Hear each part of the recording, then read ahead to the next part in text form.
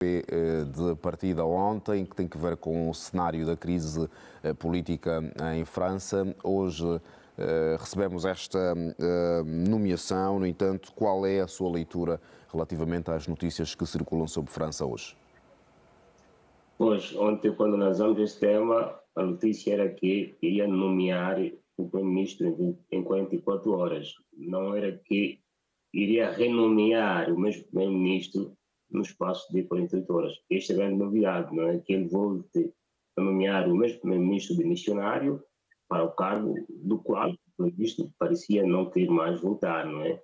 E mesmo nas palavras do antigo ministro, o primeiro-ministro demissionário Le Cornu, ele foi dizendo que a sua missão já tinha sido cumprida, não é? Porque, nas suas palavras, não havia clima para poder trabalhar com os elementos da oposição, que tem a maioria na Assembleia Francesa. Agora, esta renomeação dele é que é grande surpresa, não é? Não sabe ao certo o que terá mudado dos encontros mantidos com os líderes da oposição francesa, mas nas palavras dos líderes do Partido Socialista, eles dizem que saíram do encontro com o governo francês decepcionados, e mesmo os líderes Le Pen e Bardella foram dizendo que deve haver uma eleição, a dissolução do Parlamento para uma nova eleição.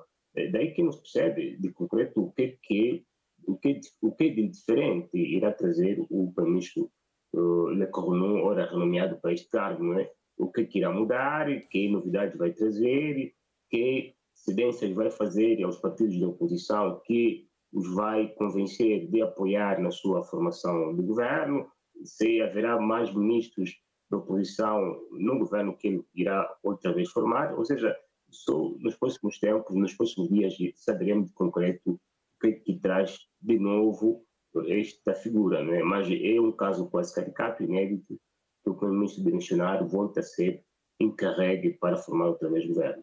Pelo cenário que se configura a política francesa, e nós aqui ontem já tecemos algumas considerações, haverá alguma dificuldade para a aprovação do orçamento de 2026. Caso seja aprovado, no entanto, há maior facilidade para que as reformas internas em França se concretizem em 2026?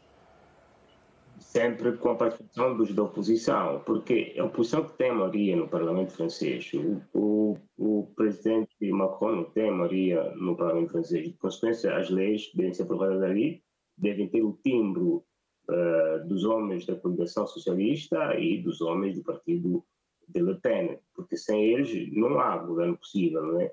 Daí que ele vai tentando o qual pode indicar figuras que não têm apoio no Parlamento.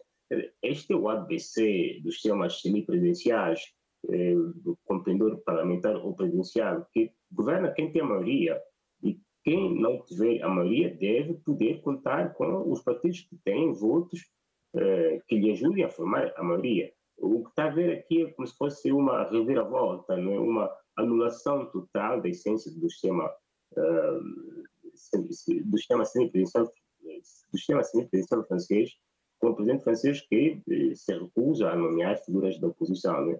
E não sei a primeira vez, porque já há histórias de coabitação política na história política francesa recente, mas ele nega-se a fazer isto, não sabe por quais razões, mas ontem tentamos aqui divisar algumas delas.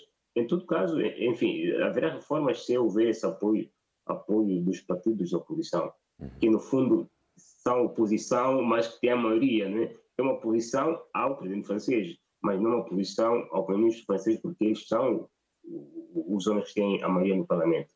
Sem eles não há reformas possíveis.